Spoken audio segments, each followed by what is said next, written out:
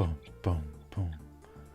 Hey everybody, welcome to the stream. Gonna be painting a cat man with a snake, big old snake wrapped around it, some sea serpent, I don't know what it is. And yeah, joined by Dan tonight. Hey, what's going on? I'm painting the glintstone Lazuli sorcerers of Rhea Lucaria Academy. Keep it to yourself though. So if you have any questions, you can drop them in the chat. We'll occasionally be looking over there.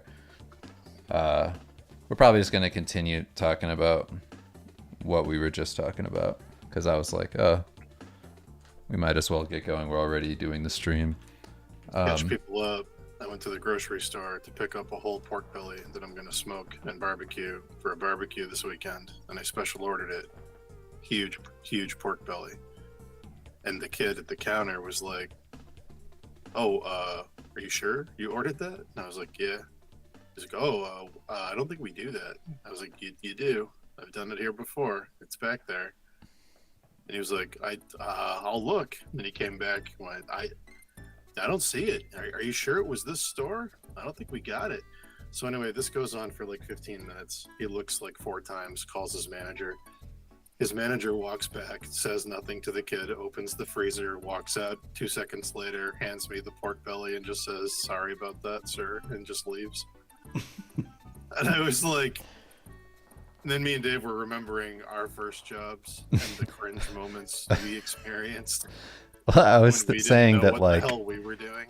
My theory on Dan's encounter is that the kid has no idea how to deal with that particular type of order. He doesn't know anything, so he's stalling. He's just making believe, like, I don't think we do that. Because I was telling him, I was like, one of my earliest job memories, I was like 13, around there, like 12, 13, like just the very beginning of when you can start to work. And I was handling money, and I vividly remember a guy coming in and giving me $20 at the register, and it was like my first time working the register, and I'm just sitting there, and I forget how much change I needed, but I needed change, and I just looked down and I went, "Oh yeah, 20." I just stared at the register, just put the 20 in and was like, "Yeah." And I just like turned, I'm sure I turned like red, or I started sweating. Just keep saying words. Just stalling as long as you can to do basic math. It's not even basic math, it's just intense pressure. Watching this kid come up with new excuses in real time for not understanding what else he could do it felt so awful. So the first one was, he said, "I don't think we have it." And then I said, "No, you do." And then the second excuse was, "Are you sure it's the right store? Did you call a different store?" And I said, "No, it was this store." And then the third excuse was, after that, he went, "Oh, did you talk to a girl? Because I think maybe she would know how to handle it, but she's not here." And then I went, "No, I didn't talk to a girl. I talked to a guy. It was 3 hours ago." And then one of my favorite ones, one of the best, he said, "Oh, you know what? I actually remember. I think we actually sold that to somebody else a little while ago. Yeah, someone came in. I think we gave it to them. We thought it was you." And he just kept going. He just kept making up stuff because he was panicking. And I was like, "Oh my god, this like hurts."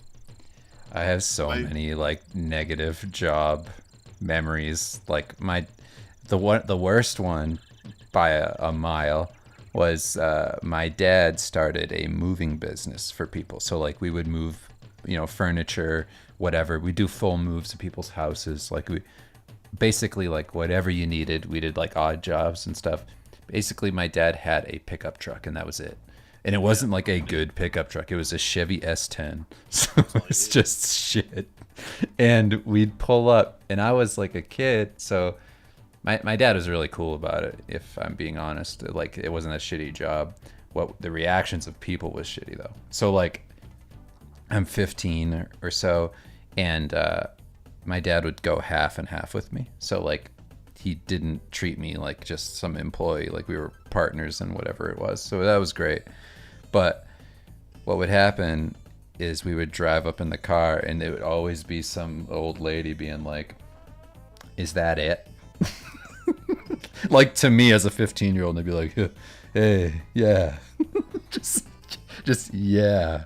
We're here to move your whole house in a Chevy S10. Like I don't know how to say like I'm sorry. Like I'm She says, "Is sorry. that it?" She says, "Is that it?" And you shrug and look at her and say, "No, I got my whole life ahead of me." I just remember Yeah, feeling Dad. so embarrassed. I was like, God damn it, Dad. Like, can't we have something cool? Can't we show up in a real truck where we're actually going to help people? Like, No, the panic I had from the judgment of old people. I was like, that's such a no. specific. That's such a specific Boston Goodwill Hunting vibe thing where a pickup truck means you're employed. Like if you have a pickup truck, you have a job. Yes, dude. Like you can work. Yeah. If you have a pickup truck, you can do odd jobs. We literally Oh, like we left oh, business cards at yeah, all you, before you tell your story, the only I thing you need to do if forgot. you have a pickup truck, get a bunch of business cards, say you move whatever you want to move, and then just leave them at storage places, and then just have the storage guy recommend you. That's all we Dude, did. I'm so sorry. Something happened today that I can't believe I didn't call you and tell you. Oh, I what's call that? I called like everyone in my family. And by the end of it I must have just forgot. I called my brother, I called my dad, I called my mom, I called everyone. I was like, this isn't That legal, covers it. right? Dude. Oh my god, dude. Okay. So I'm working downstairs in my room Yeah. and I hear the slider door in the kitchen upstairs open. And I'm like, okay. I'm like, is my neighbor like dropping something off? Like maybe some Tupperware from like when I shared dinner or something, or like what's going on? So I go upstairs and then I hear footsteps walking around up there. And I'm heading towards the staircase. Then my dog starts freaking out. When my dog starts freaking out, the steps quickly walk back towards the door and start to shut it. At this point, I'm halfway up the staircase. I turn the corner and there's just a guy in my kitchen and he's What? holding onto my slider door and he's stepping outside. And I'm like, hey. And he just turns around. He's just a guy, just a middle aged guy. And I'm like, what the Sure. fuck are you doing? I'm like, what the fuck are you doing, man? And he goes, oh, I'm with the town. I'm a tax assessor. I have to look at the property. So I was just, I was just looking around. And I was like, that doesn't mean you let yourself into the house. You knock on the door and I answer it and you ask to be let in, or you walk around the house and you look at the property. You didn't knock on the door. You went, oh, I was just poking my head in to see if you were home. I saw your car in the driveway. And I went, no, you didn't poke your head in. You came into my house and you started walking around. And then my dog started barking and you ran towards the door.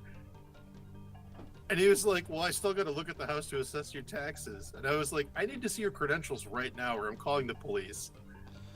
So he shows me his credentials and he goes, I need to look around the house and make sure this is still a 1-bedroom property because we have reports that it's multiple people are staying here. And I said, you're not looking at anything in my house. I said, you need to leave right now. I said, I can't stop you from walking around the house and looking at it, but you need to get the fuck out of my house right now.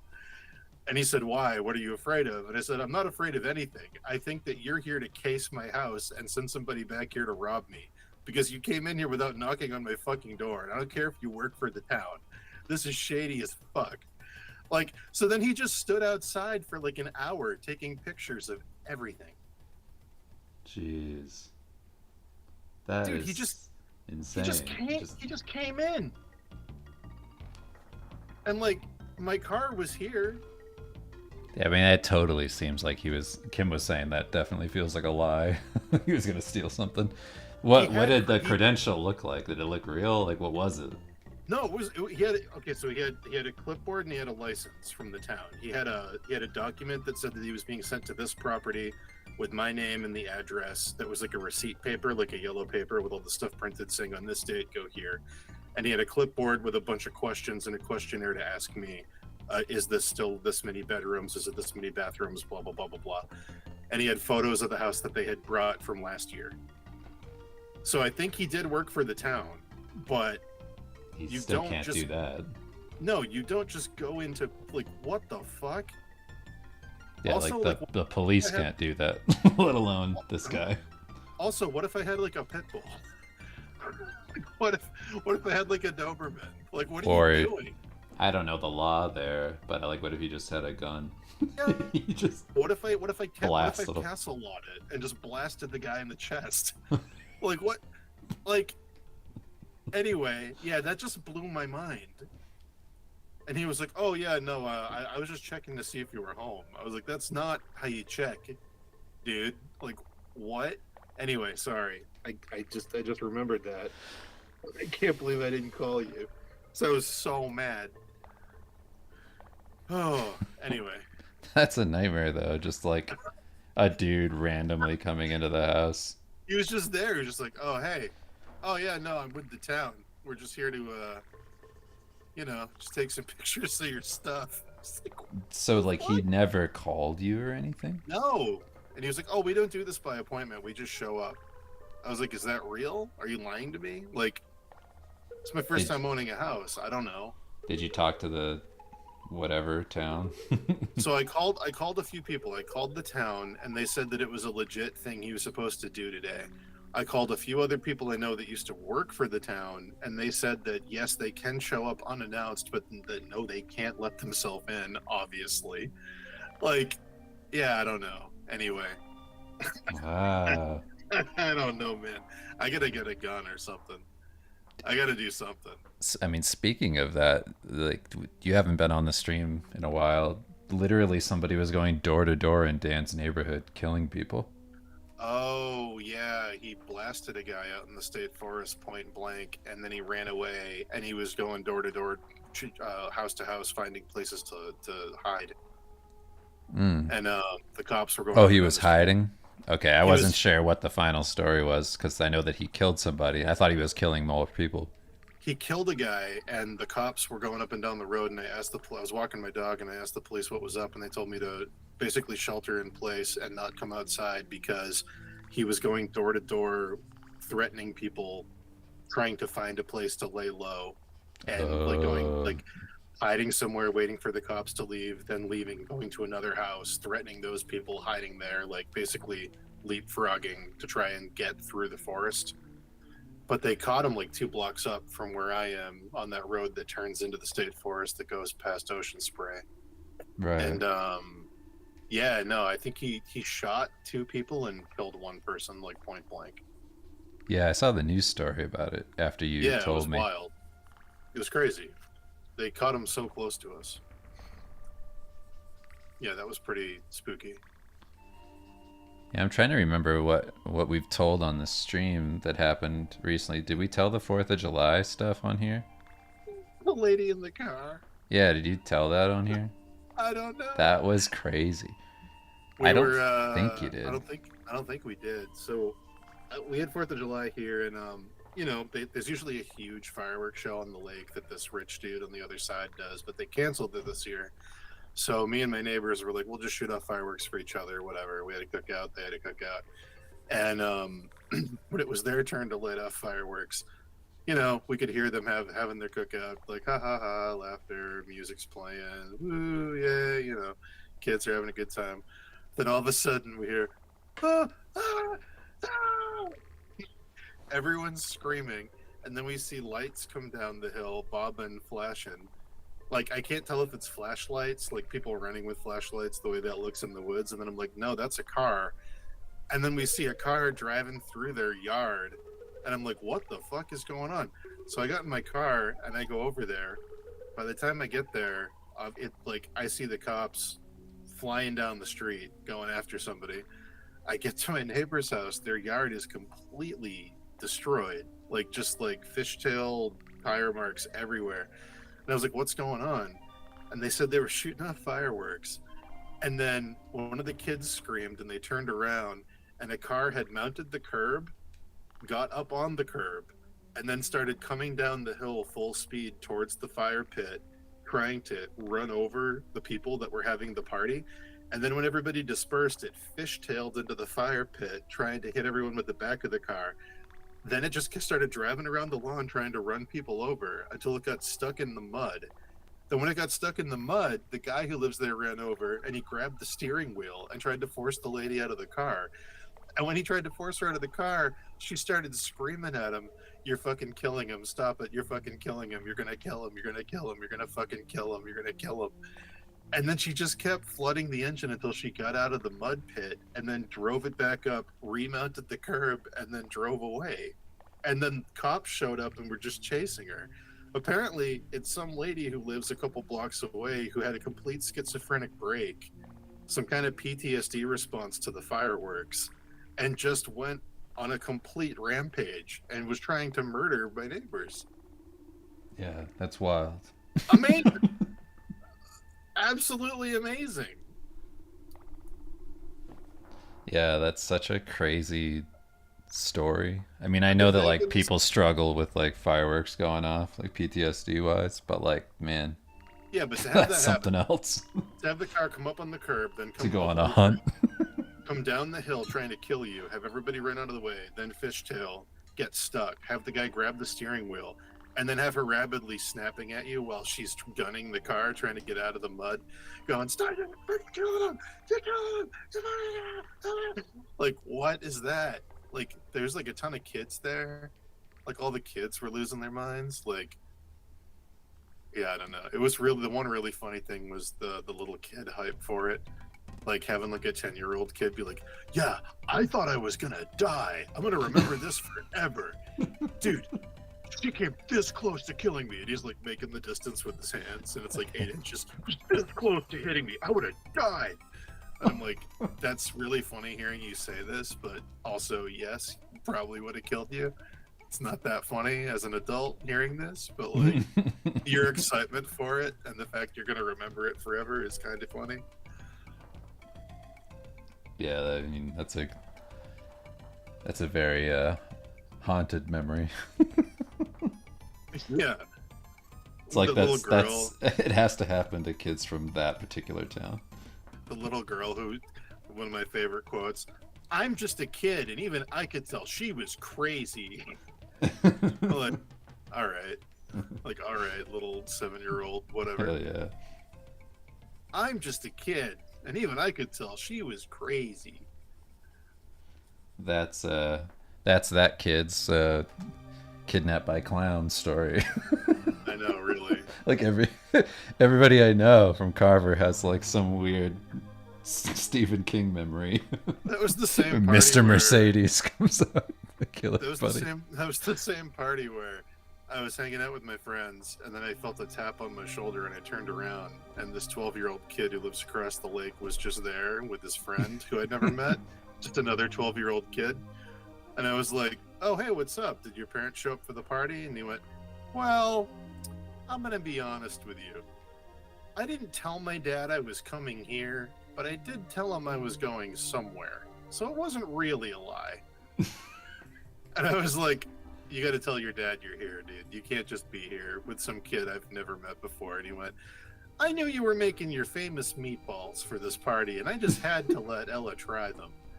And I was like, "Okay, you can have some meatballs, but you got to tell your dad you're here." And then they just didn't. They just lied to me. And then I got a text from his dad, and he was like, "Is my son over there eating your meatballs?" And I was like, "Yes, they're both eating my meatballs." And he was like, "Send them home right now." And then they went back to the party where the car showed up and tried to kill everybody. Oh man. It was so funny. They just kayaked over secretly to eat meatballs. Snuck out of their dad's boring adult party, secretly paddled across a lake to eat meatballs. Wasn't there one kid who ran away? Just Oh yeah, that kid Sean. I don't know that kid. Yeah, that was the funniest part. I didn't see this happen. My friends told me about it. They were all laughing about it. Apparently, there was a third kid named Sean, and the kid Aiden told me, he was like, "Yeah, I brought my friend Sean too, but he chickened out at the last minute and went home." And he went, "His loss, more for me." Apparently, when they all got their kayaks on the beach, Aiden and Ella got on the beach, and they were like, "Come on, Sean."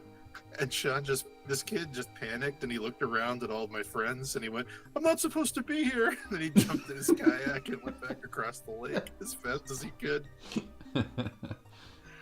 That's Uh, so funny. It's such like 10-year-old energy. that's probably how the dad found out. Yeah, oh, absolutely. Going home, Mister. I I gotta don't want to come say clean. anything. I don't want to say anything, and I don't want to get him in trouble. But yeah, I can totally see that. The weak link of the group. That's So great. funny, super funny. It's so I love hearing like little kids doing stuff like that. It's Yeah. like that's good. Still got that those stand by me moments. Just going on And I little had adventures. then I had the stand down with that Christian kid's dad, or I should say that kid's Christian dad. Let me put it that way. So there's this house next to mine that just got fixed up, and this big Christian family. They're like a big church family where they have like after church on Sunday, the whole extended family comes here and uses the beach. Mm. There's this one kid who like catches snakes and like does all the stuff that me and Dave used to do. I've talked about him on the stream before. Like I'll look out the window and he'll just be spinning snakes over his head like a helicopter blade. And I'm like, there we go. There's childhood. And he was talking to me and he was like, yeah, my parents just don't understand me. Like I don't want to do what they do. And I was like, well, what do you want to do? And he was like, I just want to draw. He was like, I love drawing. I love drawing like dragons and Pokemon, but like my parents don't. They say that that's not like a job. And I was just like, do I tell him what I do for a living? do I tell him what I do, or do I not tell him what I do? So of course I told him. I was like, that's literally what I do for a living. And I like showed him all the stuff I've worked on, and I was like, you can absolutely do this. I was like, respect your parents and like don't talk back or anything, but like, just understand that with a lot of hard work you can do this and it's possible. Flash forward 2 weeks, knock on my door. Hey there, neighbor. Just passive aggressive immediately. So yeah. You don't know me. You met my wife and my son. He's he's the kid who likes catching the snakes in the front over here. Yeah, he told me all about the art you showed him. I saw that picture you gave him that you drew. That's really impressive. Yeah, so he's a really impressionable kid. I was like, oh no, here we go. Here it is. Here it is. Yeah. I didn't apologize though. I was like, no, I just told him the truth. I was like, you can make a lot of money doing this. I was like, if you don't want him to, that's between you and him. I can't tell him what to do. I can tell him what I do though. Yeah, that's weird. But, just yeah. like, hey, I just he came over here and then I want you to deny reality to him. Like, Yeah. I just told him literally what I do. Yeah. And lie. It got slightly aggressive, and then he stopped, and it was just like, okay. What was he? Just like the satanic imagery you showed him? I gave him that that print it? out of the I gave him the test print of the first Elden Ring poster that I did that the company sent me. Okay. I just gave him that because he like knew what it was. He was like, "Oh, this is from that video game," and I was like, "Yeah, you can take it." I was like, just remember you can do this. He showed me all these awesome like dragons he was drawing and like anime stuff and Pokemon he made up. And I was like, okay, like I was literally you, like when I was a kid, so But yeah, I don't know. That's the worst. Yeah. Michael's asking, did you guys grow up in a pretty conservative Christian county? Not especially. It was kind of just small town. I don't know if you know anything about like the northeast of the United States. It's very much like there's a lot of churches, kind of rednecky, rednecky, blue collary people. A lot of people who like try to be tough and that sort of thing, and like a lot of the arts and whatever when we were growing up wasn't. Even if it wasn't like because of satanic imagery or something, it wasn't supported because it was lame. It's lame to be like, Well, specifically when we were kids. Things that express yourself. Yeah, specifically when we were kids, it was don't do art because that's gay. Yeah, exactly. That was the big thing. Like, yeah, even, like, that's parents, just what you got called. well, even like parents, like dads of kids that did art in Mm, school. I remember other like kids' dads telling them that that was gay, yeah, exactly. or like kids that did like drama club or stuff like that. That was the it was very redneck in that sense, where everybody was very insecure Yeah, about but standing out. my mother in my whatever church going experience is rough, but that's not everybody over there. Yeah, we grew up Episcopalian, and then the priest guy who ran our church molested a lady, and we never went back. I was just like, oh, if he can do that, then why are we going here? We just never went back. I didn't know that you went to church. Yeah, until I was like 9, I think. We were Episcopalian. We went to a place in Plymouth. Oh, For people that's listening, Episcopalian is just diet Catholic. It's just Catholic without confession, basically. You still eat the wafer and drink the wine. You just don't talk to priests. huh. But yeah, yeah. After I that, remember man, the whole Pokemon, Harry Potter, everything's the devil, oh yeah, the Pokemon one was satanic thing. big. The Harry Potter one was big. The Pokemon one was huge too. Yeah, that was like so obnoxious. I got the tail end of the D&D one from the 80s. In the early 90s, I got the tail end of the D&D one. Yeah. Because my cousin, who was also named Dan, was a huge Dungeons and Dragons player. And when I was 7 or 6, when I was 6, he taught me how to play Ravenloft. And his mom, like, his mom lost her shit. She like came home super late one night and we were playing Ravenloft and there was like, like Strahd the vampire and like a fucking pentagram and like, so I can't even remember what else. She just Sure. lost her fucking mind. It did make that stuff cooler. Like I remember thinking back then, like what I drew, like my mom hated it so much. And I remember just being like, oh, that's a nice, like, fuck you to those people. To just draw Yeah, orcs. that was the same night my favorite story that I have told on here before happened with a word I can't repeat. So I'm just going to say F slur, Uh-huh. where we were all playing Ravenloft, and he's like, my cousin's like DMing it, and like it's all older kids, and it's like 6-year-old me with all like teenage boys. So I'm like, Yeah. this is the coolest thing that's ever happened to me. It's all older kids, and I'm up way past my bedtime. It's like 2 in the morning, and I'm up. It's like that weird feeling where 2 in the morning has when you're a kid that you never has again, where it's almost like kind of magical. Yeah. And Of he's course. narrating, and he's like, you enter the crypt and Lord Soth lowers his helmet. Darkness fills the room, and a smell of blood enters your nostrils. Slowly, a hand creeps across your back when suddenly. And then my uncle just walks out of his bedroom wearing whitey tighties and just opens the refrigerator.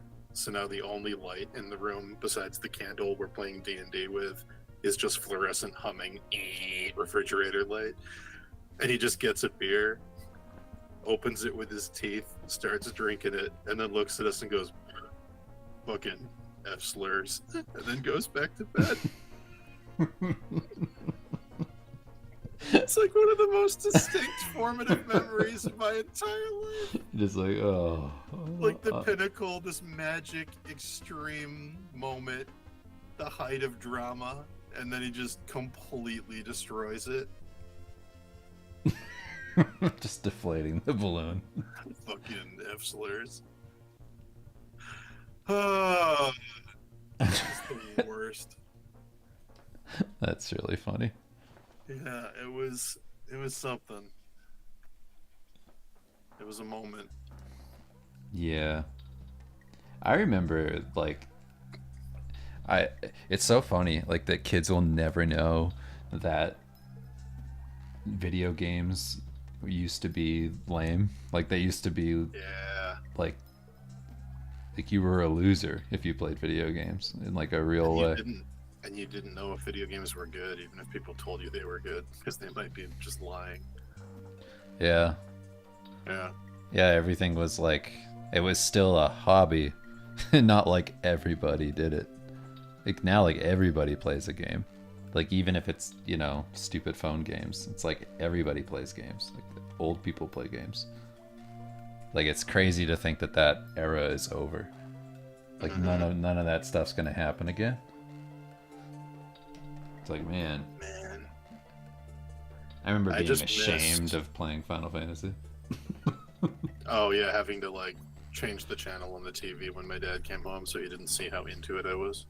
Yeah, I'm just like, oh, I don't love this more than anything. Yeah, I don't need to know if Vivi was gonna live or die and what the secret of life is. What you think I quad darn Suikoden? You think I'm emotionally invested in Ryu and Joey's friendship during the Dunan Unification War? I'm not. I'm not. I'm not invested in this at all. Oh man. Yeah, dude. I have such vivid memories of that. Not invested enough to restart the game 30 hours in just so I can have them be friends in the end. Not one And then bit. you find another kid. It's just me finding Dan being like, "You like this shit?" Oh my god, I haven't talked to anybody about this in my whole life. Finding out that Dave even knew what Suikoden was like, I don't know. It's what they described No Man's Sky as before it came out, where it's like the likelihood of finding anyone else in a universe this vast is so low. It's not a multiplayer You'll game. never encounter another person. Never encounter anyone like that because what we're building is so big. Like it was like that. I was like, oh, okay. Yeah, that was wild. What this is. I knew what everything was. When I talk about recruiting Mazis in the Wind Cave, you know what I'm talking about. Like, God, Jesus. Yeah, that was such a wild moment where I was just like, you know what this is? It was like being a ghost in a movie, like The Sixth Sense, was like, you can see me. You can hear me? I mean, you know, you can see what I'm saying? Yeah. Yeah. Yeah, it was a wild experience. Fuck. It was such a strange feeling. I mean, like, I can't remember. Did you play the fucking roulette wheel at Max Movies every week, where you'd get a $5 game out of the treasure chest and maybe it would suck? I don't know. That was kind of like a weird in between for us. We only did Max Movies every once. Max Movies was a place where you could get like candy, like a whole, like it was you could rent like VHS and like Nintendo, Super Nintendo stuff, and then they had like a candy aisle. You could like go through and get like jars of candy, get a bag, get popcorn, food, all that, and then yeah, it was great. Once Super Nintendo came out, which was pretty early, it was like 91 or 92, every regular Nintendo game that they had went into a giant pirate treasure chest in the front of the store with a $5 sign on it. And obviously what happened was all the games that people liked, like Final Fantasy, Mario 3, Zelda, all the good ones disappeared immediately. So what was left was everything else. So you'd go there as a kid, and $5 is like precious when you're like a 6-year-old. Like, you buy a lot of candy with that, you buy a lot of stuff with that. So you'd buy a game, and you would have no idea. Like, the box art could be sick, the screenshots could look fucking awesome. Like, if you were a rich kid and you had Nintendo Power, maybe you read an article that said it was good, but none of those were guarantees. Nintendo Power lied all the time. Like, there were so many games I bought that were just trash. There were some really cool gems too, but like, man, that was such a weird feeling as a kid. Like, okay, I saved up this money. I'm going to buy this black cartridge 10-gen Pirates game. It better be good. And then it's just complete shit. You're like, no. You have to try and find a way to make it good. You have to like look for glitches that are fun just because you can't admit you wasted $5. I mean, that was the case with everything back then. Like I seriously, like, I wish people could experience, I wish like young people could experience that to some extent, because it was so much fun. It was so much fun to like experience bad things. Like now there's Yes. so much stopping you from playing a bad thing or watching Well, something bad. also Like you have to go out of your warping way to do it. the act of warping reality to make a bad thing good because you had to Yes. is like a lost art, and it was something I had to do every week with those No, but games. it would be like a thing of like I'd see a movie and I wouldn't know till I was an adult that it actually was panned and it was shit. It's Yeah, like, but when I was a kid, I was like, this is awesome. But nobody told me, nobody colored my experience and was like, oh, this is actually bad. Like yeah. I didn't have that. So like I could watch things like the Guyver movie and be like, oh, this fucking rules. Be Dave like, was the it's Dave was one of not. the first Dave was one of the first people who saved me. I remember specifically one of the first things we did after we found out we both liked Suikoden was we went to the mall and we went to EB Games, and I was gonna buy a game, and it was Alundra 2, and Dave grabbed my hand and he said, "No, that game sucks, dude." And I went, "But Alundra 1 was so good," and he just shook his head and went, "This game sucks, dude." And I was like, "Dude, you just saved me $20. It's 4 whole Nintendo games. Oh my god." Yeah, dude. That was the shit back then. But you used to watch like so many bad movies. Like Oh I yeah, would just rent movies, but like you would only see things based off of the cover. yeah. Like having good art was so important. It was everything. Like you could fool everybody with just a cool picture. If it had anime on it in the days before anime existed in the Yeah. US, it's like you just go like, here, look at this game. The Holy best were shit. the best were the ones that were actually tricks, that were actually intentionally trying to trick people. Like Terminator was popular, so they'd make a cover that vaguely looked like it, and then they would call it Robot Terminator, but they'd make the word robot really small. So from across the room, you'd be like, "Oh, Terminator on VHS." You go get it and bring it home, and it's like some Canon Films no budget piece of shit. Or you go, I like Terminator. Maybe I'll like Exterminator. Yeah, maybe like Exterminator 2, Turns where a out garbage I man fights loved the it. X Gang. It's Turns out I fucking like it more awesome. than Terminator. Turns out it's one of my favorite franchises. Yeah, crushing a guy in a trash compactor.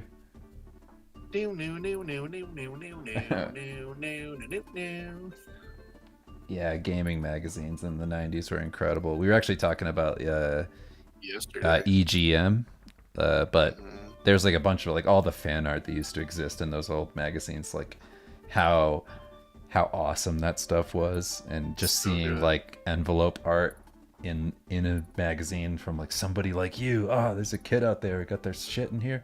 And like as an Yeah. artist, when you're a kid, you want to do that. That's to me back then, that was as close to the dream as you could get, because otherwise like I don't know Yeah. anything about people working in games. No idea that's even a job. Like Well, when I was I a didn't know kid, anything. I was like, video games are only made in Japan, so I'll never make video games. The closest I can get is drawing Mega Man on a postcard and having them print it. That Yeah, was like my mindset. I was like, I'm an American, so I can't make games. that's true. That is true. It felt like that. I mean, it was that Yeah, because I for didn't have a all the good PC. games for Yeah, Japanese. I didn't know there were American games. I didn't know that when I was a kid. I didn't know there were any American games. Yeah, I knew we Nintendo and Sega.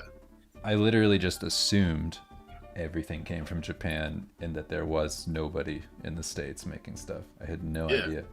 And then when I did play stuff that was made in the States, I was like, That- okay, I'm just going to stick to Japan. yeah. Oh boy, in the 90s. Whew. I remember I remember playing Doom at my neighbor's house on their like Yeah. super ancient computer. And they were like, dude, you want to play Doom? And it was on a floppy disk. And I put it in and I was just like, this is a game? Like, what the fuck? Like, there's computer Yeah. games like this? I remember being blown away. Because at that point, we had a Nintendo in our basement that we played, and that was it. And then like going to the neighbors and finding out that there's computers that play games, like I didn't even know that. Like my Yeah. family never had a computer. Like we had no We didn't idea what either. a computer was. Like none of my friends had a computer. Like nobody had a computer. We didn't have a computer that could run games until I was 16. The first computer I had that could run games was literally the one that were using RPG Maker on. Oh yeah, Yeah, yeah. we never had something that could run games. Well, me and my dad was like a junker. Yeah. essentially. So we would just go to like junkyards and stuff all the time and look for things that were, old antiques or just stuff. And that was where I got my first IBM computer that had like the original Duke Nukem, the side scroller, and Oh, it yeah. had a game about like dwarves, I'm pretty sure. And it The was, I don't know if they Lost were Vikings. It wasn't the Lost Lost Vikings. Vikings? No. No, it was like a different game. It had a bunch of like random games on it. And I remember playing, I had it in my room set up, just this old IBM computer, and I just played it all the time. I thought it was Man. awesome. You know what was crazy about it? Something that like I didn't understand at the moment, but like I know now. But like back then, I remember looking at the screen and being like, "This is so different compared to my Super Nintendo and Nintendo. Like, why does this like the games look shitty, but like why does it feel better?" It's because the frame rate was so fast, and I didn't. That was the first time I Oh, ever experienced that, like a game running super smooth and being like, "Why is this right. so cool? Like, what's happening?" Yeah, there's a That's bunch so of that. Like funny. that whole mystery time period was great. I like Quantum Leap because we weren't allowed to have a Super Nintendo. We had Nintendo and Sega, and then I went from that to PlayStation. PlayStation Yeah, and that's wild. 64. Yeah, it was crazy. I went from Final Fantasy 1 to Final Fantasy 7. I was like, okay, like what is fucking happening here? I remember the first time I rented Final Fantasy VI. I didn't get it. Like I had never played I never played like RPGs, and I was just a little kid, and I saw it, and I was like, everything on this looks awesome. Yeah, But I had like never played a game where you played like an interactive story, so I yeah. just thought it was shit. I was like, this game sucks. I was like, I have to I press remember menus. I remember watching our friend Brendan play it when I was in third grade, and I was like, this is the craziest thing I've ever seen. And I don't have a Super Nintendo. Yeah, I didn't understand RPGs until I was a teenager. And then I was like, oh, this is actually awesome. I Yeah. understood Final Fantasy One. I didn't know there was a whole genre called RPGs. I just knew there was Final Fantasy One because, again, that same nephew that got me into D&D when I was 6 had that cartridge, and he like just taught me it. And that game is just like every detail of that game is burned into my brain. Mm. Uh, Allie in the chat was asking, do you feel something has been lost with the being sold on the cover art stuff? Like some magic's gone, and Yeah, you're not like making your own choices, risking a bad experience and all that. yeah. I think something's definitely Well, the I honestly don't think that you can even make a good game without playing bad games. yeah, for sure. I think I think a very necessary part of creativity, at least for me, is being able to take something bad and make it something good. And Mm-hmm. I think a huge part of that is getting sold on something that you think is one thing and having it be something that you don't actually want, and then finding a way to enjoy it regardless. Or at But least having it inspire you to make the thing you thought it was in the first place. But but also like even outside of that, like the thing of like it isn't good, but there's something in it that's good. Like yeah, what's inside of this that actually holds up? Like even if the rest of the game sucks, oh, this one part's awesome. But you would never experience that unless like you're a game reviewer or something where you play every game. But like just the general audience of people who play games now, it's like they don't get to see the nuggets of gold that are in like these shitty games. my favorite example of that, at least from my own childhood, someone in chat might know this game and know that it's like some classic or something. I don't know if it is. One of the games I bought out of that treasure chest was a game called Legacy of the Wizard. And I was like, Yes. I looked at the back of it and I was like, it's a whole family. It's a dad, a mom, a daughter, a son, a grandma, a grandpa, and their dog. And you can play as all of them. And you go down into a dungeon that has 999 rooms, and it's full of magical items. And every member of the family can use different specific items, like Zelda, but each member can only use certain ones. and you have to navigate this huge, massive dungeon and fight all these crazy. I was like, this is going to be the greatest thing ever.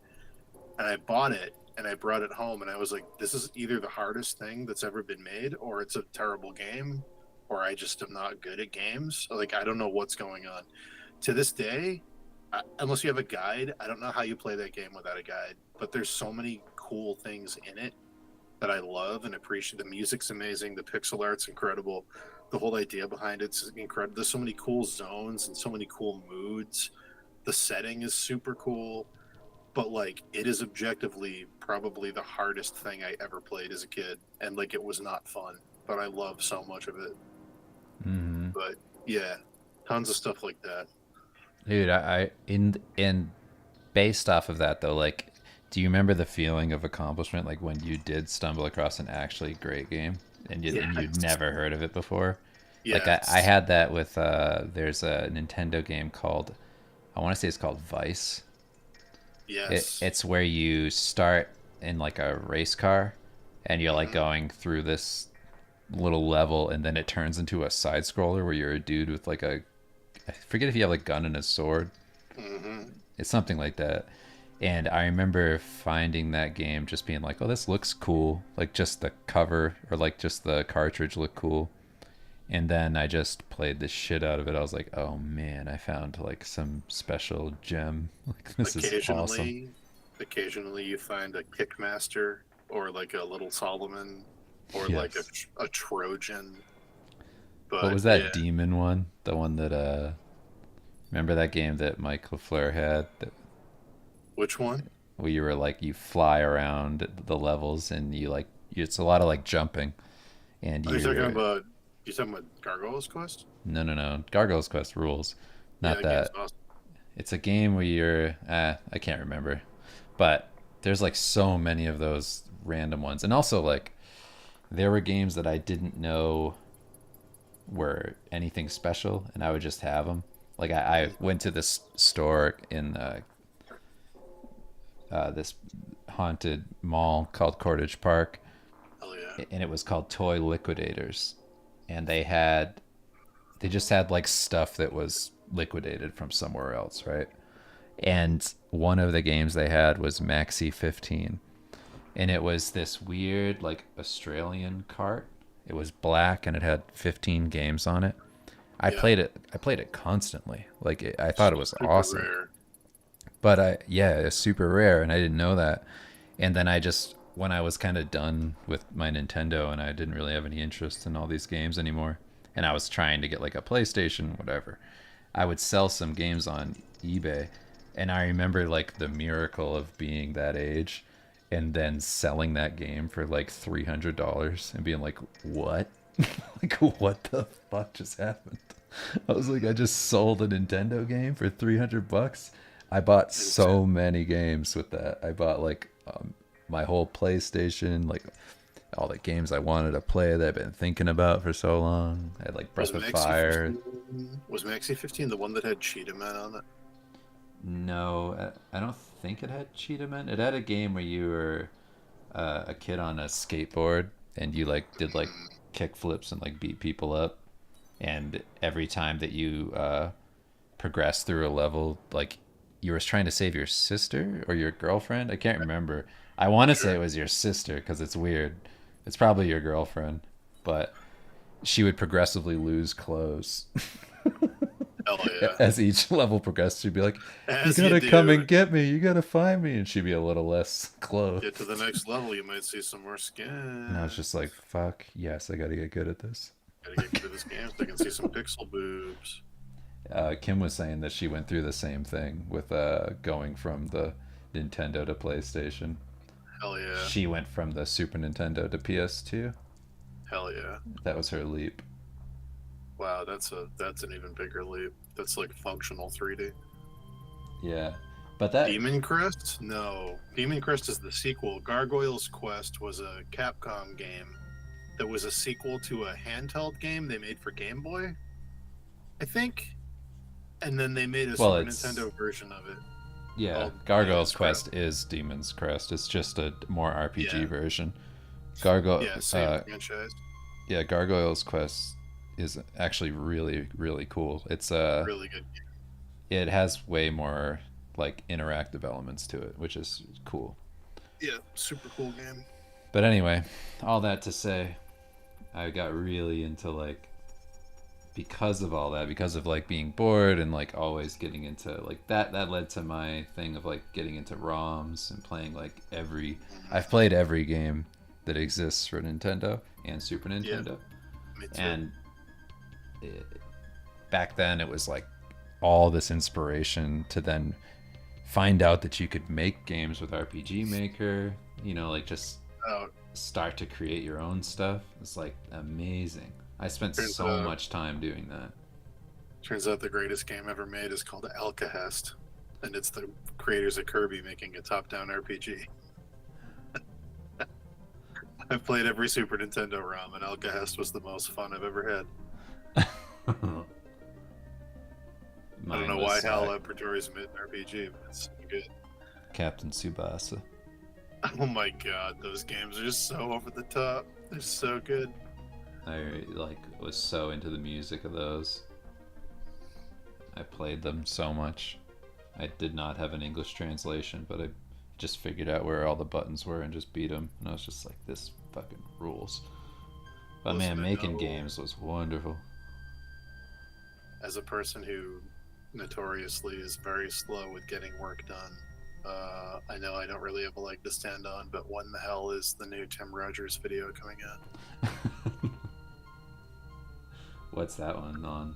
Is he I don't doing? know, but I Okay. watched his Boko summer one that came out a year ago again, and I was like, dude, it's been a year. Right. Come on. I need whatever you're doing. I need it. Ben Nissen was asking, did either you guys ever become obsessed with Biker Mice from Mars? Such silly Yeah. designs in retrospect, but oh man, in the moment it was the coolest. Yeah, it fucking ruled. All of that stuff I was into. Like, Yeah. that's part of the doesn't need to be good, it just needs to be on Yeah, generation. absolutely. It's like stuff that was just on that had cool designs was enough. I'd watch it. I'd be into it. Watch one episode. Maybe someday, 30 years later, you find out that there was a story that happened. Yeah, maybe. I still couldn't tell you who the villain is in fucking Battletoads. She has Yeah. tits. That's all I know. Yeah, like all of those shows that they didn't like I'm it must be weird for people now who like go back and they're like, "Oh, what was that TMNT show like?" And they like watch it and they're like, "What?" It's just Yeah, episode to episode. It's like you it's have to just remember not. like back then like how hard it was to keep up with anything. Mhm. Like if you missed an episode, that was the end of that. Like you just never saw it ever again. Dude, missing an episode of Dragon Ball and knowing you had to wait like 900 episodes for it to reset. My god. You had to wake up at 5 in the morning to watch original little kid Goku Dragon Ball. I remember being in the woods, like out deep in the woods behind my house, and realizing like, oh wait a second, X-Men's on, and then I had to like run as fast as I could home. Ah, ah, No. I gotta know what happens with Apocalypse. Yeah. Also, Apocalypse's voice in that cartoon was so satisfying. Mm, it was. I can't go deep enough to do it. It was so unbelievably perfect. I was like super into Omega Red back then. Yeah, I was like, Omega Red's the shit. What an awesome Omega Red, design. Omega Red was the shit. It's such a good design. Red Yeah. eyes, please. Little me Yeah. just being like, that's design. Who was the genius that was like at Capcom one day and was like, you know what we should do? We should take all of our Street Fighter characters and make them fight the X-Men. Like, who was that guy? Like, what a perfect thing. I I literally couldn't believe that the first time I saw it in an arcade as a kid. I was like, wait a minute. I was like, this is a thing. The X-Men are gonna fight the Street Fighter people. Like, what? I was like so emotional about it. I remember it being at a pizza place and playing This was the before they did Marvel vs. Capcom, like when they Yeah. did X-Men versus Street Fighter. I remember Yes, the being at a pizza precursor. place and playing that for the first time and listening to the music and being like, "Holy shit! Like the sprites look like Jim Lee. Like what is Yes, this? Like what is this?" It it was just was unbelievable. unbelievably cool. Like they it was the first time I think in a game like cuz Capcom was so good at this cuz they did it with Yeah. Mega Man X and stuff. It's like it was the first time I felt like with the music, the look of the game, the feeling of it all, just the way it Hmm. played and the energy of all of their actions and stuff. It felt like somebody knew exactly what a little kid wanted. Yep. I was like, fuck, like somebody checked every box for this. Like We went it's on a like field exactly trip. what I wanted. We went on a field trip on to Cape Cod to a place called Adventure Island, and I remember my teacher Yes, came in and dude. was like, "Are you gonna come outside and go on the go karts?" And that was the first time I had ever seen Street Fighter versus X-Men. And they were like, "Are you gonna come outside and do mini golf or go on the golf carts?" And I was like, "You need to shut the fuck up and go outside and leave me alone. I am never leaving this space. Like And until me I and my play friends never left that space at Adventure yeah, Island. We just stayed in there the whole time. I was like, until I play every character on this box, you can go outside and pretend I don't exist because I do not care about go karts. Hmm. Like, this is unbelievable. Yeah, Yeah, and there's man. also something really nice about the lack of access to all that stuff.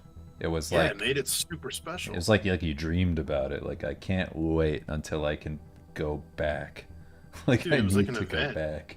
We used to play in weekends around it. We'd be like, what do we, okay, this coming weekend, we're going to drive up to this mall that's 2 hours away because they have the Capcom versus whatever cabinet. Yeah. And we're going to, we're going to, that's what we're going to do. It was like an event. Yeah. I remember going to Super Sports and just when they had Marvel vs. Capcom 2, Yeah. I was like, all right, this is all I'm doing now. And then when that came out for Yep. Dreamcast, I was like, Yeah. I need it.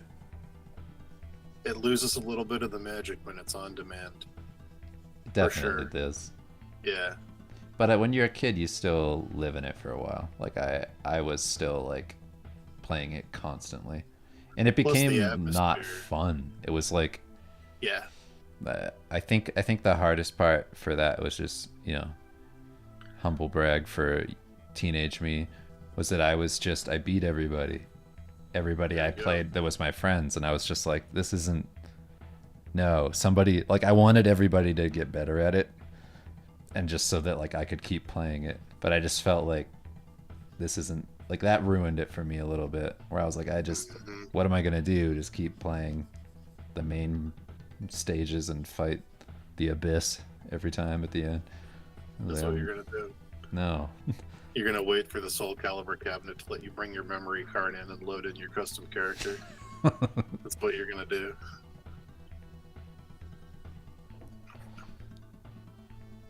Your best approximation of Goku using the 900 custom costumes they had. Like to facilitate the lack of like now you do it just you take it for granted that you just do it online, but like Yeah.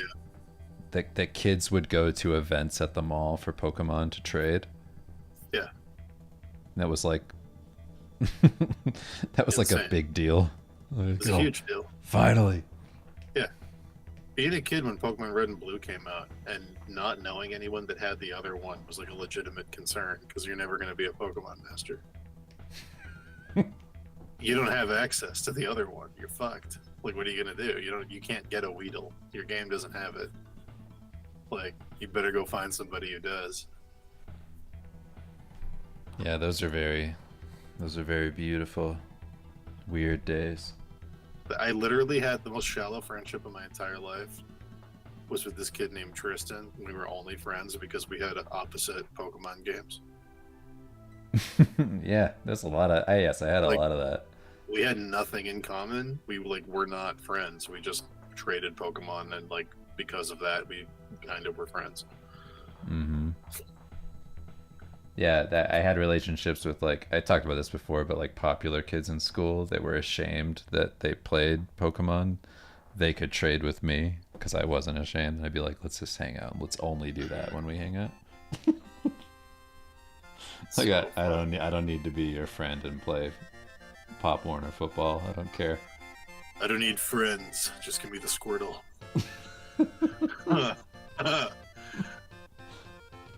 You humans and your would say. relationships. Yeah. Something Gary Oak would say. That's how I know you're the villain. It's the only thing holding us back is our emotions. Yeah. If we could just shed that pathetic. Or as Final Fantasy Trait. 16 would say, is this Miothos? Ah. Could this be Miothos? Dude. I love villains that don't understand the power of love. It sucks, dude. That's why they lose. I know. So no matter how strong they are, the bonds of friendship are always stronger, dude. Hey, moron. You don't even... You know why you're gonna lose, you fucking idiot? Because If you don't put it- understand okay. love, dude. Listen, I loved every second of Final Fantasy 16. I loved it. But if you put it next to the Frieza saga, it was pretty similar. It's pretty close. What is this power? I don't understand. It's That's love 'cause and you're connection. alone. It's human experience. It's freedom of Only choice. life yourself. I get to choose my own destiny. You fucking idiot. Yeah. Hey, you're just a snake man, dude. You don't understand what a first kiss feels like, and you never will. Mega Blade. Mega Blade. Just casual. Dual slash. Gotcha, bitch. Are they gonna redo the audio for the Star Ocean remake? Or do I What's get up, to hear- cunt? You don't get love yet? Yeah.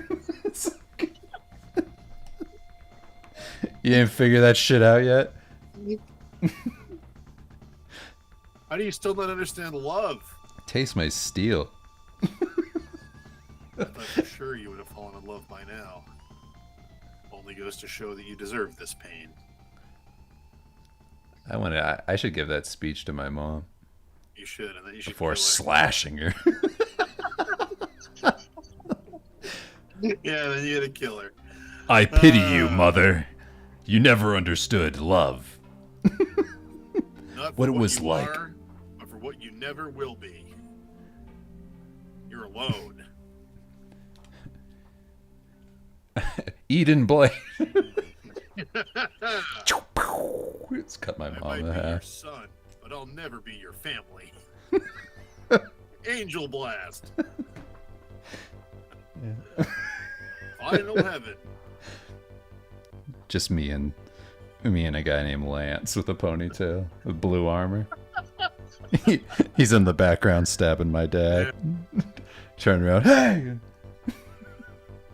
He did love me.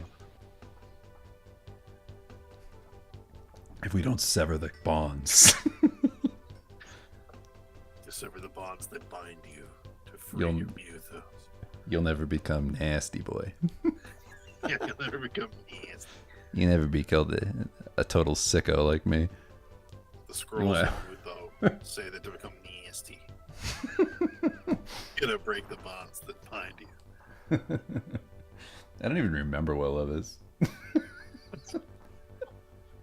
The laughter before it is what makes that funny. I don't remember what it was. Omni Slash. We should put that in, Steve. You don't have human I compassion. didn't remember. Oh, dude, horny girl 2041756 just added me on Snapchat. Hell yeah! Holy shit, dude. Bucket What's list. up, horny girl 206376? What's going on? Yeah. Sick, dude. Dude, sing her that song we wrote a long time ago called Suck Me Stupid. I will. Actually, Serenader. I will. Someone's got to hear it. Might as well be her. Only the void has heard it so far. Someone's got to hear it. You sing that song into the abyss and it sings it right back. Get to go to your mom and talk about what she did to your little brother who didn't exist. I do. In a forced accent. All you ever cared about.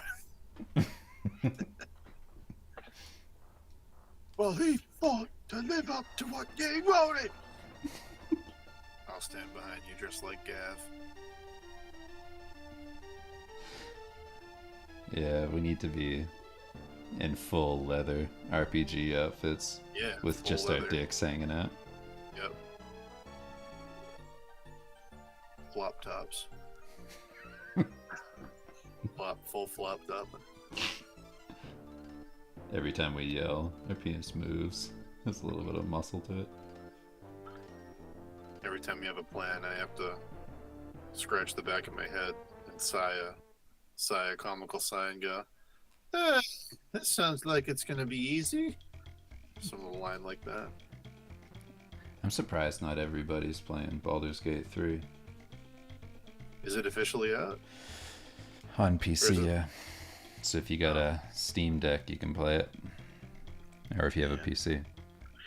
I'm actually not playing that game because what they've done to the competition is unethical, and its unrealistic standards are going to destroy the playing field.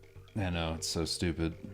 I value games as a medium, and, you know, they're effectively cheating, so no thank you. I'm going to vote with my dollar, thank you very much. Dude, you should vote with your dollar. Do you do that a lot? You suck, dude.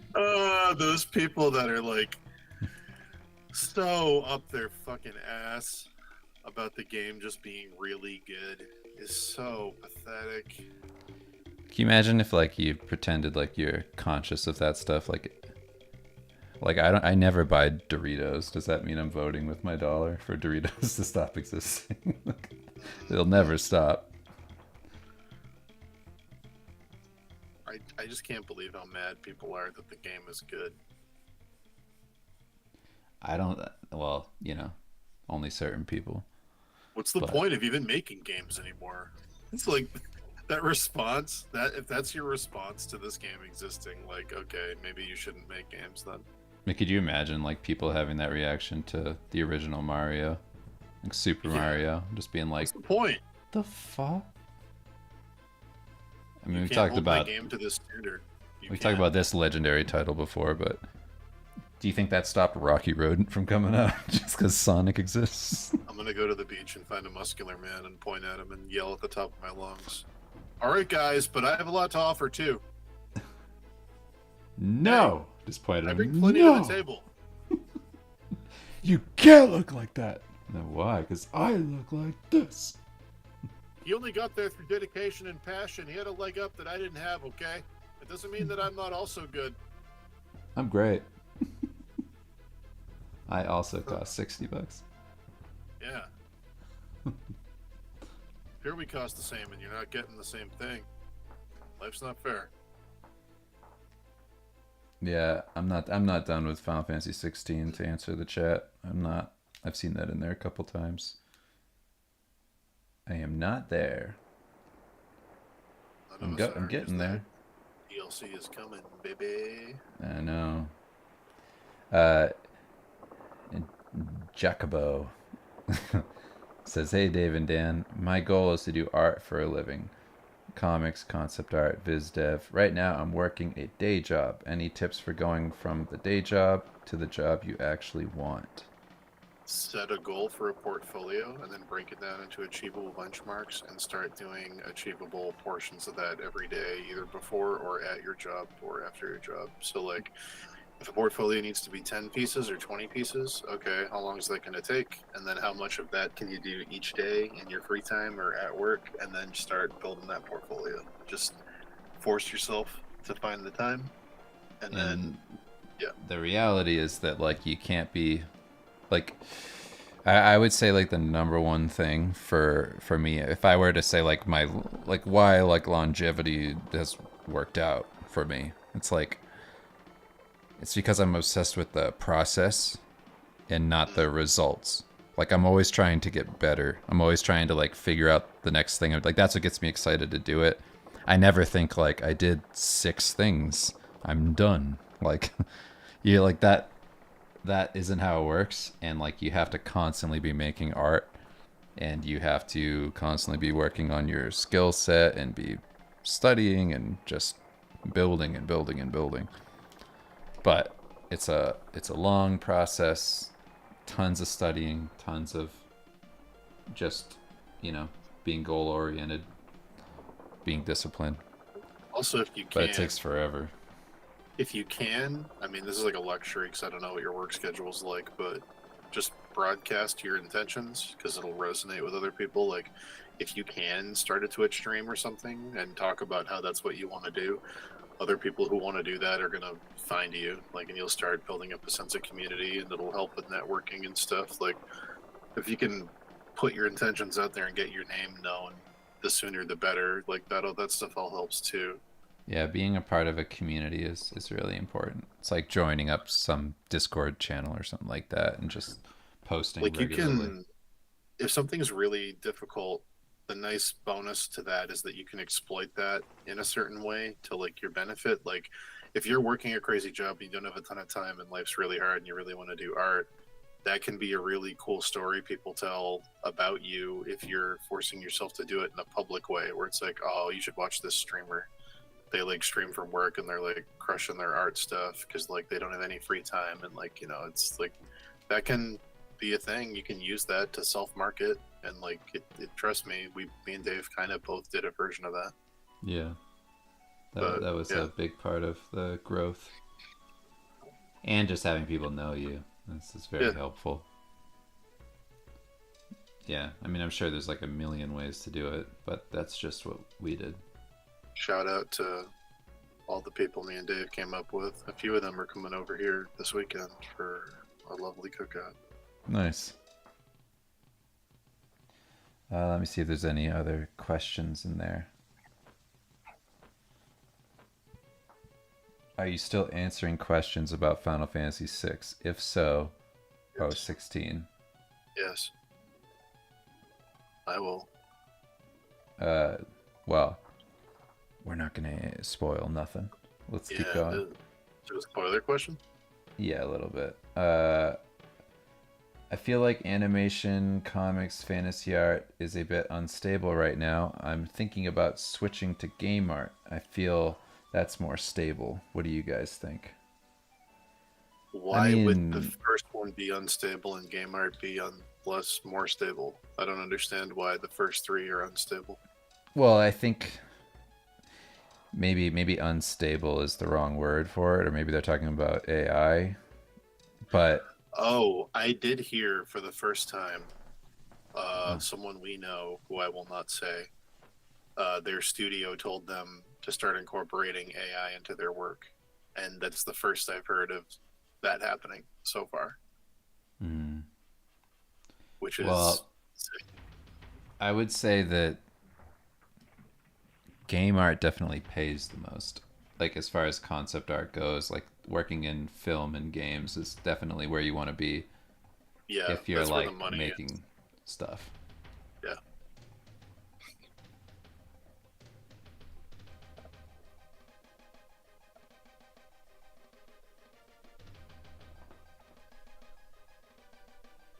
Oh man. But yeah, I mostly work in games now. Like that's my primary thing.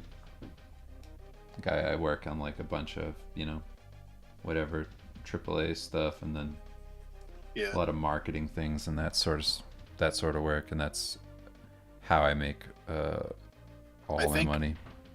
I mean, the in a weird way, the riskiest thing is also the safest thing. Where if you can create your own stuff, no one can fire you. Like if you can find your own niche and make your own content, then you're not gonna get fired or replaced by AI. So like, you know, I respect wanting to do the game stuff and work in studio, but like on the side, try to figure out something you can do for yourself to make yourself a brand because no one's gonna be able to, you know, yeah, Like working in comics, it's like comics aren't super lucrative unless you're like very good. Like you have to be pretty great, or make your own thing and have like a, you know, a story that you want to tell that's gonna hopefully be viral to some extent, or have a potential for income through like, you know, self-publishing or something. But that one to me is really difficult. Yeah.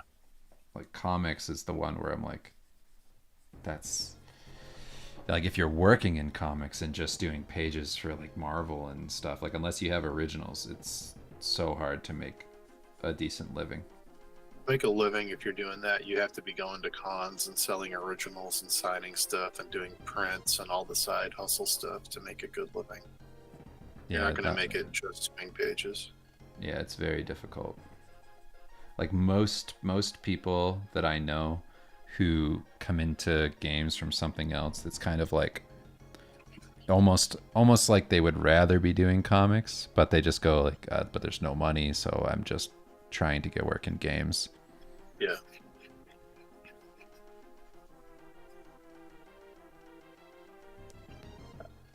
But there's definitely money in comics if you make your own stuff and then Yeah. sell that and, you know, build off of whatever you're making in your brand, or, you know, make a It's game still, out of it, make like a potential like yeah. TV thing or something.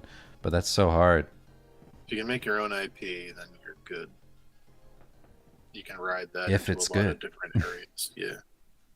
Even if it's not good, there's lots of That's IPs true. out there that have lots of media that aren't even that great. That's true. Even like a mediocre IP can find a really big audience. I mean, like Dan and I, like we don't look at like we're happy with our books, like Steve books. Yeah, they could have been way better though. They're not like amazing. Yeah, Like like if you read through our Steve Lichtman, like our Steve Lichtman Volume 1 like did so well, and it was like yeah, well reviewed, and it was, you know, completely like a number of full of things happened with it, and yeah. we didn't know what we were doing at all. No, they're completely winging it. Yeah, and like somehow it still did good, if that says what the bar is for comics. Yeah, Just it's us wild. with zero experience. Just like that comic just exists based off of a couple jokes. Like that's it. Like it's just Yeah. jokes. Everything else, structure wise, is there's nothing holding up that house in that first book. No, no. And then also like it was full of fucking grammar and spelling problems and format issues, and like we didn't know what the fuck we were doing. We like forgot a couple pages. Tons of stuff happened. Yeah. We're past the days of Watchmen. That's what I'll say. There you go. In like the major way, where like comics were huge cultural things where everybody bought them. There was a time and place where comic artists were making millions. Yeah. Yeah, remember hearing that, like how much Rob Liefeld made and Jim Lee just off of Oh what yeah. they did with Insane. Marvel. Yeah, it's Absolutely unbelievable. insane. It's so weird how they used to promote that too. Like they'd have those groups called the Young Guns. Like here's the hot new artists that are going to change the world. Mhm. It's like all that's gone. Is the jump from comics to games difficult? No, It just if your depends comic, what if you're your comics, doing. if your comic is well, are they talking about their own IP or working in comics to working in I think games? I think working in comics to working in games is what I'd imagine. Uh, hmm. Well, on the one hand, Any you can jump do, going into games is hard because you still have to like get it you in don't have and find your way there. you don't have a concept art portfolio, but you have an animatics portfolio. So I don't know. They might have you doing animatics at first. You might have to segue, but yeah, I don't know. Yeah, I mean, if you're like a great draftsman, like if you're prolific in that way, then there's a ton of room for that type of work. Like you can find your way into some pretty good spots because like most concept artists, I mean, I won't broad brush them. a lot of concept artists aren't super sound in their fundamental abilities. No, It's a not lot like of a concept art's necessity. implied. Tons of concept art is just implied. Yeah. Like even really high up concept art. Like if you look at like a lot of the Diablo 3 concept art for the classes, it's just like huge paint splotches. It's like very, very loose. It's like, yeah, it's a barbarian and it's wearing an armor set, but it's like they're not showing like the sinew and the muscles and like really defined stuff. It's just like ideas. Mm-hmm. Ideas and colors and silhouettes and like, you know. But It, if you yeah, were it a comes comic down to book, like if that's like if you get into a place where you're working on something where you can do drawings and get away with that, that's one thing. But a lot of game jobs are going to ask you to do render. yeah. If you were like a comic artist and you wanted to work somewhere like Riot, I would say do a couple small one-page things of their characters interacting with each other and apply with something like that. But you'd also want to show them some turnarounds that you can design your own characters on top of that. Because if you want to be Mm-hmm. a concept artist or an animatics director, Do but like yeah, do some character sheets and then do some storyboards and stuff. Work through ideas and things and show your whole process.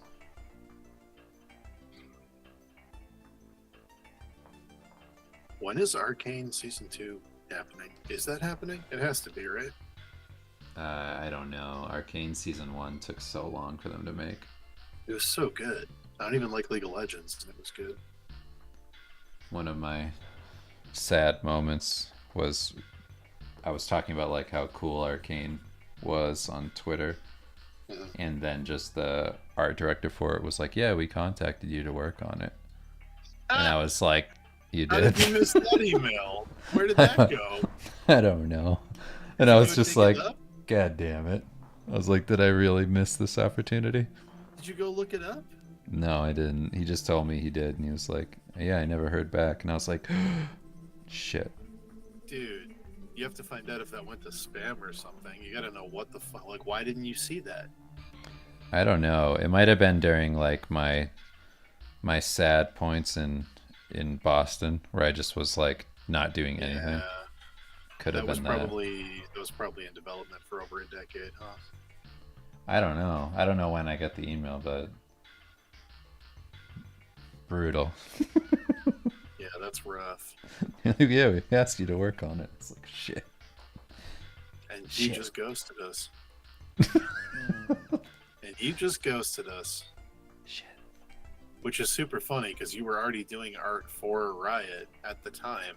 You think they would have just asked you through the channel you were already talking to? Yeah.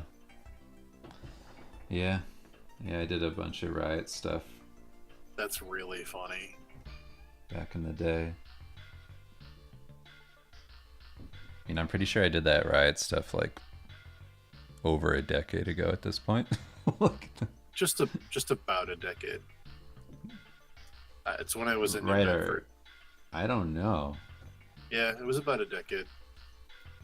You think so? 2013. Yeah, it was about a decade. It was right before Legend of the Cryptids took over the world. And then went away in a flash. It went away. It was right before the oil rush, and everybody had to get that oil. And then I said, "Don't build cities on this land. That oil's not going to last forever."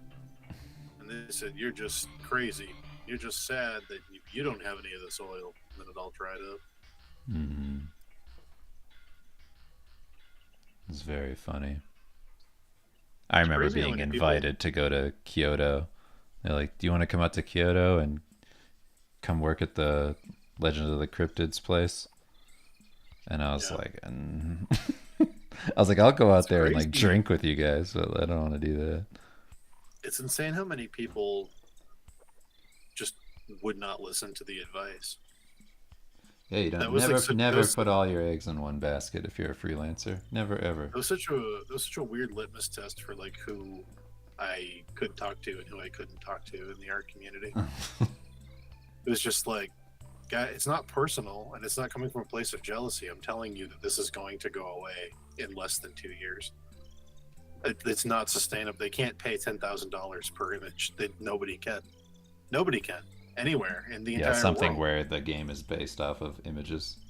Yeah, no one can do this. This is not like I'm just like, yeah, I don't know. Super sad. And then, oh my god, that whole phase of like, yeah, I won't work for Wizards of the Coast. They don't match my rate. And I'm like, you have two clients, Pathfinder and Legend of the Cryptids. And because Legend of the Crypt, you went from getting $300 in illustration from Pathfinder to 10,000 from Legend of the Cryptids, and you won't work for Magic the Gathering because they're offering you 1,000. Like that's Yeah. your new benchmark rate based on a fluke. Like what? Well, it's dangerous to think that money is the important bit.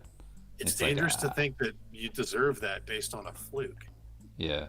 Or like, yeah, like this is all of a sudden who I am. Uh, yeah, like I just would say like, just build yourself up and build all your connections and networking and maintain relationships. Like that's key to longevity. Like to keep working. Like you need to do that. You need to be a part of whatever conversations. Like reach out to people, just say hello. Not out of some like shitty way of being like, hey, remember me? You could hire me someday again. Like don't do that. Like genuinely have friendships with people. Don't treat the work like just work. Treat the people you work with well. Be kind. Talk to them about normal shit in their lives. Get to know people. That's what you do all the time. That's how you're going to make friends. And then, yeah, don't just like bail on somebody because somebody's paying you a bunch of money. Because you never know. You never know if that thing's going to fall apart. And then Yeah. you said no to this other person a bunch of times because you felt like you were better than it. Now, it's like, Yeah. eh, you know, everybody goes down someday. Yes. It's fucking wild. Fucking You'll wild come back to watching that Earth. happen.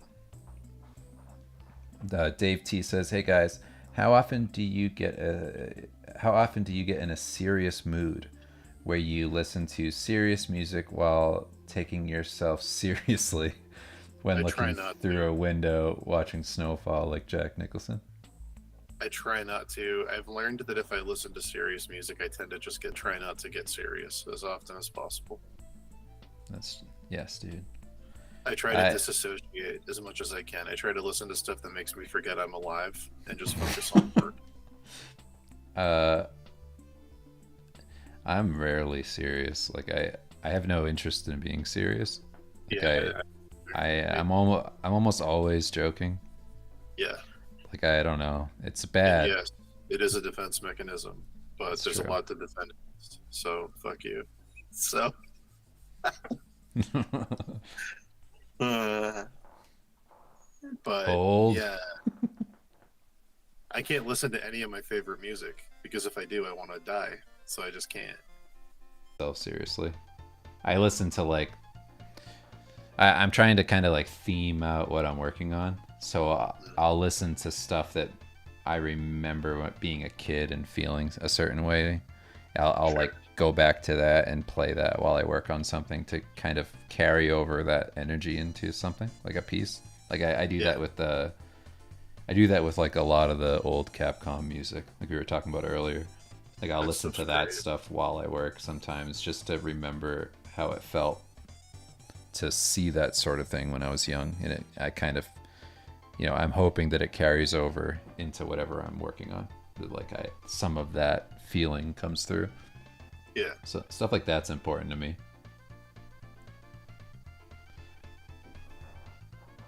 I Yeah. definitely am getting that. There's a name for it. I can't remember what it is. I'm definitely getting that addiction thing people have to their phone where I can't be alone with my thoughts or I get nervous. I Oh, have to sure. I have to be listening to a podcast or something or I start to like get really, really upset. Yeah, that's a problem. Yeah, it's definitely not good. I have to be listening to something at all times.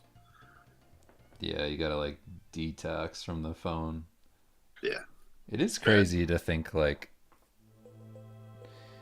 it, it's crazy to think that people don't consider it a drug addiction broadly. Like Yeah, you see it, like well, I know it's not obviously killing people in the sense of you're addicted and it's bad for your body and whatever, but it is bad for your mental health and it's bad for your Oh yeah, relationships and it's bad 100%. for, I mean, it's just bad in general for your brain to go through all this stuff. Whatever, Like, it's not great, whatever, but nobody whatever cares. parents, whatever parents were worried about in the '90s with TV that I didn't get, I definitely now have with YouTube. What do you mean? Like in the '90s, there was always that weird fear that parents had of like your kid's gonna sit in front of the TV and just stare at the TV and that's all they're gonna do, and it's just like they're gonna like tune everything else out. And like when I'm working, I have to have something on at all times, always. When I'm driving, I have to be listening to someone talking or a podcast or a show. Something has to be on. When I'm like, even when I'm going to bed, I got to put on like an audiobook or I got to put on some ASMR or I got to put on some, like, I have to have something at all times. It's really bad. Yeah. Like every second. It has to be something at every second. I'm very actively trying to be more present and just like eliminate that stuff because you can't just, like, I don't read books anymore.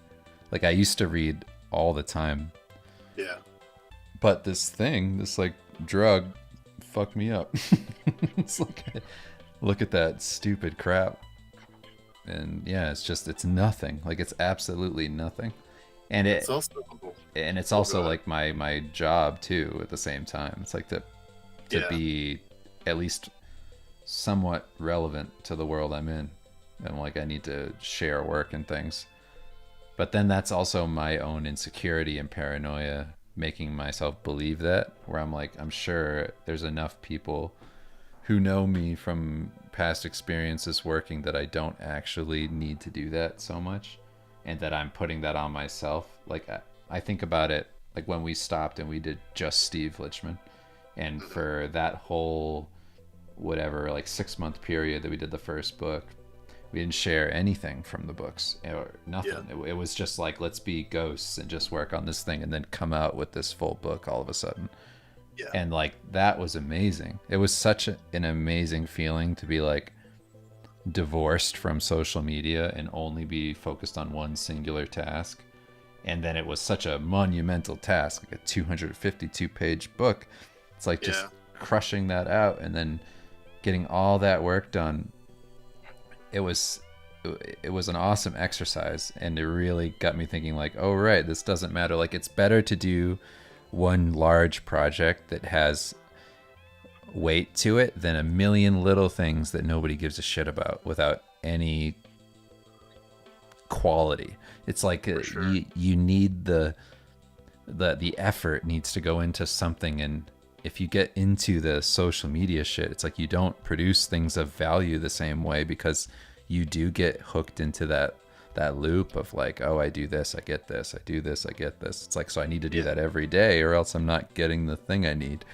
And then that just messes up your whole experience as an artist, because if you're not like sitting in your own head thinking through like all the stuff you want to do, then you're just kind of like feeding a thing all the time, and it has nothing to do with you anymore. It's like, I don't know, it just feels like a huge distraction. Like, I can't tell if I'm happy I lost my Twitter or if I'm like upset. Like, it's definitely both. I can't tell which one is prevailing. Yeah. Like, I can't waste time on Twitter anymore, which is good, but also like I lost 10,000 followers and like access to like share work and stuff and like tell jokes and like do dumb things. Like, I miss doing just the dumb things, like, you know, fan casting an idea for a movie or something.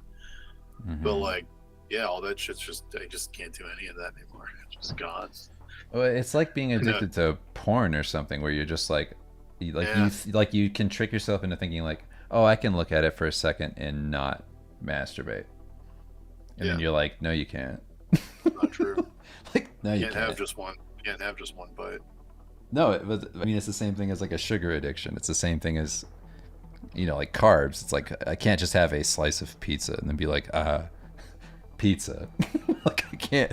Like, I'm eating so much pizza. If I open Pandora's box, like, I will just destroy it. I'll eat everything. That's me and Chinese food. I can't have an egg roll. I gotta have an egg roll and General Tso's chicken and lo mein and Right. an entire poo poo platter.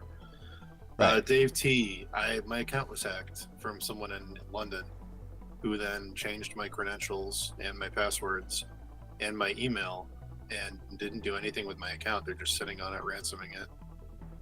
And yeah, it doesn't post. They just took it. It's just gone. I just don't have it anymore. And I've filed probably 100 tickets, but it was also right around the time Elon bought Twitter, and he. Yeah, I mean, like I've been really refraining from posting too much on Twitter because it's the same thing I just said about like the porn shit or really anything. It's like just posting there. If I post like a funny joke or something, I'm like, this will be funny, You go and then back I'm and you like, gotta and I check just those I gotta look. likes. Yeah, let's see what somebody said to it. Oh, Who's whatever. And laughing it's like, at my joke now? Who's yucking it up? like He gets it. I can't do it. Like I can't even start that. Like it's Then you so go, bad for me. people aren't laughing at this enough. Should I try to word it so it's even funnier? You delete it, and post it again. Okay, that's getting better engagement. And then you realize you're doing nothing. This Yeah. does nothing for you. It is nothing. Yeah. It's like just take that joke, make a little comic, like do something else. Yeah. Do something of anything. substance. Do literally anything. Yeah. That's like my number one thing right now. I deleted TikTok, which is Yep, the most and dangerous thing in the world. the second I saw what TikTok was, I said I'm never downloading this app, and I never did. Like listening to a guy talk about how he was playing with his nunchucks on a bridge, and then a guy came up with his family and said, "Hey, let me use those nunchucks." And I want to see that. the guy goes like, "But I knew that if I gave him my nunchucks, he was just gonna throw him off the bridge." And I kind of wanted him to do it because then I would have thrown him off the bridge and just killed him in front of his family. And I'm like, how do you know, TikTok, that this is the exact video I wanted to see? Like, Yeah. how do you know I want to see frustrated nerds talk about their nunchucks? Like, What technology is China using? How do you know to that? know me this well? like that's crazy. Like, yeah, so it's too dangerous. Dude, honestly, TikTok is the full realization of the Metal Gear Solid 2 ending. Where the Yeah. AI talks to you and it's like junk data targeted at individuals at such speeds and frequency, they tune out reality. Too busy focusing on the memes. And it's like, oh no. It's literally this. It's Yeah. literally TikTok. They can't sort out what's real and what isn't because the fucking algorithm knows them better than reality does. Yeah. Man, some of the TikToks you've sent me, I can't even believe are real. Dude. I legitimately can't even believe they're real. I'm like, this is like a David Lynch movie. This is directed by somebody. No, they're unbelievable. Yeah. Nothing's more entertaining on planet Earth than those This is a videos. deleted scene. This is a deleted scene from the Ninth Gate. This isn't real. But no, it's real.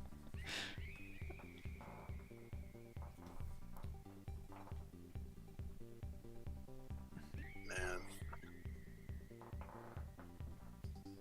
Have I seen the NPC people? Of course. Is that the Who one hasn't? where they walk up to people and just say nothing phrases to get responses? Because I do No, love no, those. no, not that. That's the thing of them saying like, pineapple, so good, like all that stuff. Oh, that shit is horrifying. That's like Blade Runner future. That's like we're finally the fucking fake girls, the hologram girls are finally here. Yeah, it's nasty. I thought you were talking about the people that walk up to people in stores and they just say like, they say you can put anything in these boxes.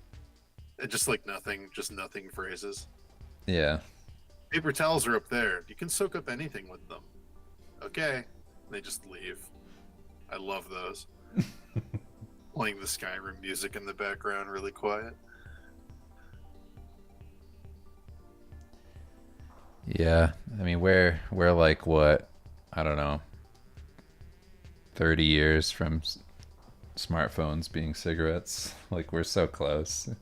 Yeah. We're so close to looking back on this and being like, that was fucking crazy. People didn't even talk to each other. Like that was nuts. Like what happened? Like, that will be a thing. Yeah. Like, you can't go.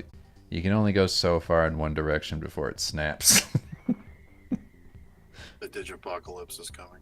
It shoots back the other way, and you go, Yeah. huh. That was a weird dream. I don't know. If some EMP went off and it all went away, I feel like things would probably be a lot better. Like, think of like if a smartphone was just something else. Like, if instead of like if you spent as much time as you do on your phone watching like The Departed on repeat. Like, just think how nuts it is that you're just staring at a screen. Yeah. Just watching this one thing happen for like 5 hours a day or more. It's like, or a lot of people. It's like, it's insane. Why did you have to make it The Departed? I just thought it was funny. That's very funny. But just like, you know, in any other context, it's like you just absorbing, you know, nothing. Like, just people's thoughts. Yeah, I don't get it. I really don't get it. Like, No. watching people eat McDonald's. It's like a thing people do. Mm-hmm. It just blows my mind. Like, I don't get it. I don't get it. I mean, like, wanna get it. we're in Blade Runner. I mean, between OnlyFans and TikTok and the NPC thing and all that stuff, it's all very much that. I mean, there's AI blowjob machines. I mean, They're not mandatory. They're not being handed out. that was always going to be the first step. They've been trying to make that happen since the Antikythera mechanism. That's the closest an alchemist has ever gotten to discovering ether. You have to go outside again. Just stay inside and get blown all day. Just me with Google Glass on, with my AI blowjob machine, watching NPC TikTokers. Can you imagine? We should take all the scenes from Iron Man 1, keep all the soundtrack stuff included, keep Robert Downey Jr., but instead of testing out the Iron Man armor, he's programming the first blowjob machine. All right, Jarvis. Are you kidding me? He made this in a cave! All right, Jarvis, let's take it up another couple notches. Sometimes you gotta run before you can walk. Starts going to town on his dick way too hard. Yes. Pepper walks in. Let's face it, you've seen me in more compromising positions. Let's try Hot Rod Red. Let's try Alien Mouth. Oh, yeah, exactly that. Let's do Avatar Alien Mouth. Oh. Man, I would love that. It's just the spray paint arms going around the mouth. The terrorist guy holding it up. Of these, I will control all of Asia. Genghis Khan had the bow and arrow, but with this, I will rule the world. God. Yeah, it's dangerous, dude. But what's really funny to me, like I've been doing a thing where I just kind of sit outside in the sun and I just stare out in the distance and don't listen to anything or do nothing. Or if I'm with the boys, the kids, I just let them play. I think they call that No Country for Old Men. But it's just like, I need to get out of it. Like, I need to like snap back. Like the kind of tail of everything I was just saying, I think the end of it is kind of like, you know, you have the AI blowjob machine, you have the NPC TikTokers, you have, you know, your constant streaming everything, and then like the void of constant anger on like Twitter and shit. And meanwhile, outside, it's a beautiful day. Look at all the cicadas slowly get louder. It's like wonderful outside, and you just think like this stuff's real. Yeah. Being angry like that all the time is real. Like fighting with people online, it's bananas. It's the most. You choose what's real now. To fight on Twitter, a fight on Twitter with a person you're never gonna meet can consume you in a way that's more real than someone in your family dying. Yeah, Yeah. it's crazy. Welcome to Blade Runner. But also, like, that time dilation thing is super important. Of like, if you don't stop doing this, like, time speeds up so fast Yeah, it's great. with that phone. Like, the phone is a warp. Oh, it's fucking insanity how fast a day goes by with the phone. Like, half of all of, more than half of, like, all the shitty ideas we've ever come up with, and cool ideas, obviously, but like, all of that comes from doing jack shit Yeah. and From having being to come bored. up with something. It's an escape, so you never have to invent a way to get away from it. Like, if Dan and I had smartphones when we were 16, we wouldn't have been in a cabin in New Hampshire in the middle of the night trying to figure out how our government is run in our novel. Turns out it's the Illuminati, but we call them something else. What's the Japanese word for this? If it ain't Dan, broke, don't worry. I brought a Japanese English dictionary. if it ain't broke, don't fix it. The world's dead, but in the past it was alive. What's the French word for alive? All right, we're gonna call the world that. God, we're good. Yeah, I think the people are saying the stream's getting choppy. It's the whatever connection's going on right now. It keeps dropping. I don't know why. Kim might be upstairs downloading Baldur's Gate 3 Probably. so she can go on her own quest. Is she gonna be a Dragonkin rogue? I'm very excited to play that game. I I'm very worked on it. excited, They gave it to me for free. It's true, you did work on it. Yeah. For like I just wanted to be a part of it. I was like, I know this game's going to be amazing. And I was like, I just want to be a part of it somehow. I just basically just asked them, I was like, can I do something for you guys? Like, just something. And they were like, yeah. I don't like all the hostage videos where they're talking about how fun it is to play a bard, and it feels like someone off camera is holding a gun. The obsession with bards. I mean, it's just like, I mean, how do I say this? I mean, it's just like dorky humor. Like, I don't know. It's like Exactly. it's like how I don't understand almost all of like the D&D silly jokes and stuff. It's like I mean, it's a lot like drama club humor. Like, Yeah. the kids you know that were dorks. Yeah. And I don't have that still. I'm not like ragging on these people, but I will Here's never a- find quirky humor funny Here's a pretty good joke. or snark. Here's a pretty good joke, but it only works if they're with the right audience. D&D used to make me want to kill myself. Now D&D makes me want to kill myself. It's so weird how in the 90s it was like, my son's gonna jump off a building because his paladin character died in the game, and it's a devil worshipping thing. He can't tell reality from fiction. And now it's just like, the cringe is gonna kill me, guys. Can we calm down with the cringe? Like, we tone down the cringe a little bit, guys. Not everything has to be a joke, guys. Can we calm down a little bit? Yeah. All right, that's the end of this. There we go. Thanks everybody for joining up. It's getting late, and the streams for some reason lagging like crazy. So I appreciate you all, and we'll talk soon. We're live every Thursday, so subscribe to the channel. I promise the internet's not always this choppy. I don't know what's happening.